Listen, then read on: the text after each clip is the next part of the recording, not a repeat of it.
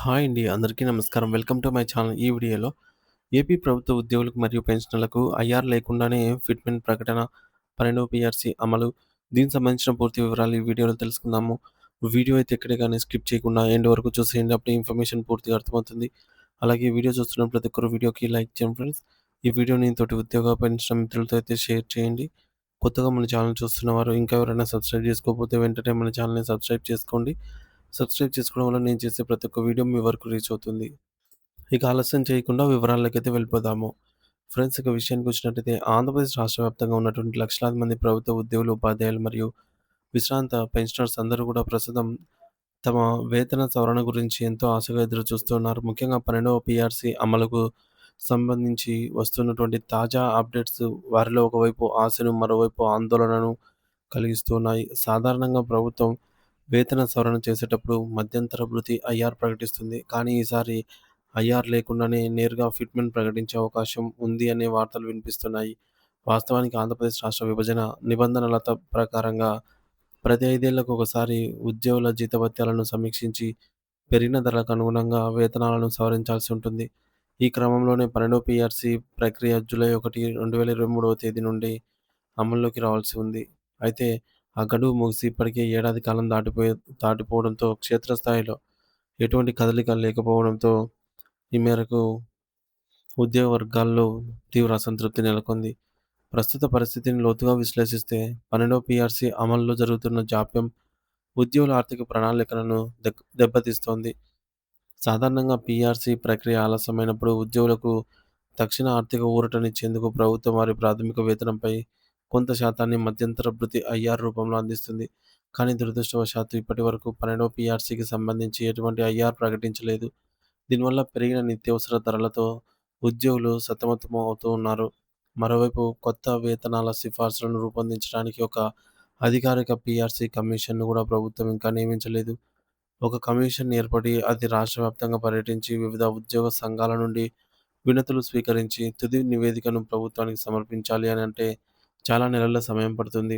మరి ఈ కారణాల వల్ల ప్రస్తుతం వేతన సవరణ ప్రక్రియ పూర్తిగా స్తంభించిపోయినట్లు కనిపిస్తోంది. మరి ఈ క్లిష్ట పరిస్థితుల్లో ప్రభుత్వం 2 రకాల మార్గాలను అన్వేషిస్తున్నట్లు సమాచారము. అందులో మొదటిది ఇప్పటికే చాలా సమయం వృధా అయిపోయినందున ఐఆర్ ప్రక్రియను పూర్తిగా పక్కన పెట్టేసి నేరుగా ఫిట్‌మెంట్ శాతాన్ని ప్రకటించడం. ఇలా చేయటం వల్ల సమయం ఆదా అవుతుందని, నేరుగా కొత్త పే స్కేల్స్ అమల్లోకి వస్తాయని కొందరు అధికారులు భావిస్తున్నారు. ఒకవేళ ప్రభుత్వం పాత పద్ధతిని అనుసరించాలనుకున్నట్లయితే మొదటగా ఐఆర్ ఇచ్చి, ఆ తర్వాత కమిషన్ నియామకం ద్వారా సుదీర్ఘ ప్రక్రియను చేపట్టాల్సి ఉంటుంది.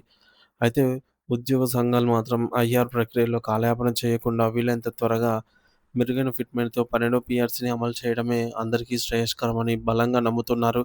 ఇది కేవలం జీతాల పెంపుకు మాత్రమే కాదు, ఉద్యోగి ఆత్మగౌరవంతో కూడినటువంటి సమస్యగా వారు భావిస్తూ ఉన్నారు. పీఆర్సీ ఎందుకు ఇంత ముఖ్యమైనదంటే ఇది కేవలం నెలవారీ జీతాన్ని మాత్రమే మార్చదు. ఉద్యోగి యొక్క మొత్తం సర్వీస్ ప్రయోజనాలను ప్రభావితం చేస్తుంది. నూతన పే స్కేల్స్ అమల్లోకి వస్తే ఉద్యోగుల ప్రాథమిక వేతనం పెరగడంతో పాటు వారి సామాజిక హోదా కూడా పెరుగుతుంది. అలాగే ఇంటి అద్దె భత్యం హెచ్ఆర్ఏ కూడా మారుతుంది. నివాస ప్రాంతాల జనాభా ఆధారంగా ఇచ్చేటటువంటి హెచ్ఆర్ఏ స్లాబులు పెరిగిన వేతనానికి అనుగుణంగా సవరించబడతాయి. దీనివల్ల పట్టణాల్లో నివసించే ఉద్యోగులకు అద్దె భారం తగ్గుతుంది. అంతేకాకుండా ఉద్యోగి పదవీ విరమణ చేసినప్పుడు వచ్చే గ్రాట్యుటీ మొత్తం కూడా చివరగా డ్రా చేసిన జీతం మీద ఆధారపడి ఉంటుంది కాబట్టి పీఆర్సీ వల్ల రిటైర్ అయ్యే వారికి లక్షలాది రూపాయలు అదనపు ప్రయోజనం అయితే కలుగుతుంది. ముఖ్యంగా పెన్షన్‌లకు సంబంధించి అదనపు క్వాంటమ్ ఆఫ్ పెన్షన్ ఏక్యూపీ అనేది చాలా కీలకం. వృద్ధాప్యంలో వైద్య ఖర్చులు పెరుగుతాయి కాబట్టి గతంలో తగ్గించిన ఏక్యూపీ స్లాబులను తిరిగి పునరుద్ధరించడం ద్వారా 70 ఏళ్లు పైబడిన వారికి కొండంత అండ లభిస్తుంది. రాష్ట్ర ముఖ్యమంత్రిగా బాధ్యతలు చేపట్టిన శ్రీ నారా చంద్రబాబు నాయుడు గారు ఉద్యోగుల సంక్షేమంపై ప్రత్యేక దృష్టి సారించారని, త్వరలోనే 5 కీలకమైన శుభవార్తలు ప్రకటించనున్నారు అన్నట్టు వార్తలు కూడా వస్తున్నాయి. రాష్ట్ర ఆర్థిక పరిస్థితిని గాడిలో పెడుతూనే ఉద్యోగులకు ఇచ్చిన హామీలను నెరవేర్చడమే ఆయన లక్ష్యంగా కనిపిస్తోంది. ఇందులో మొదటిది పెండింగ్‌లో ఉన్న టీఏ మరియు డీఆర్ బకాయిల చెల్లింపు. గత ప్రభుత్వం నుంచి పెండింగ్‌లో ఉన్న సుమారు 4-5 వేల కోట్ల రూపాయల బకాయిలను విడతల వారీగా చెల్లించేందుకు ప్రభుత్వం ప్రణాళికలు సిద్ధం చేస్తోంది. ఈ నెలాఖరులో ఉద్యోగ సంఘాలతో చర్చించి దీనిపై ఒక స్పష్టమైన షెడ్యూల్‌ను ప్రకటించే అవకాశం ఉంది. ప్రస్తుతం ఉద్యోగులకు దాదాపు 4 డీఏలు పెండింగ్‌లో ఉన్నాయి. ఈ బకాయిలు గనుక విడుదలైతే ఒక్కో ఉద్యోగికి వారి బేసిక్ పేని బట్టి 2,00,000 నుంచి 8,00,000 రూపాయల వరకు లబ్ధి చేకూరుతుంది. మరి ఇది వారి కుటుంబాలకు పెద్ద ఆర్థిక వెసులుబాటు అవుతుంది. రెండవ అంశం 12వ పీఆర్సీ అమలుకు సంబంధించి కసరత్తు. ముఖ్యమంత్రి గారు స్వయంగా ఉద్యోగ సంఘాలతో సమావేశమై ఏ శాతం ఫిట్‌మెంట్ ఇస్తే ఉద్యోగులు సంతృప్తి చెందుతారో చర్చించనున్నారు. గతంలో జరిగిన పొరపాట్లను సరిదిద్ది ఉద్యోగులకు మేలు చేసే విధంగా కొత్త పే స్కేల్స్, పీరియాడికల్ ఇంక్రిమెంట్స్ ఉండబోతూ ఉన్నాయని తెలుస్తోంది. మూడోది ఎన్నికల మేనిఫెస్టోలో ఇచ్చిన హామీ మేరకు ఐఆర్ ప్రకటన.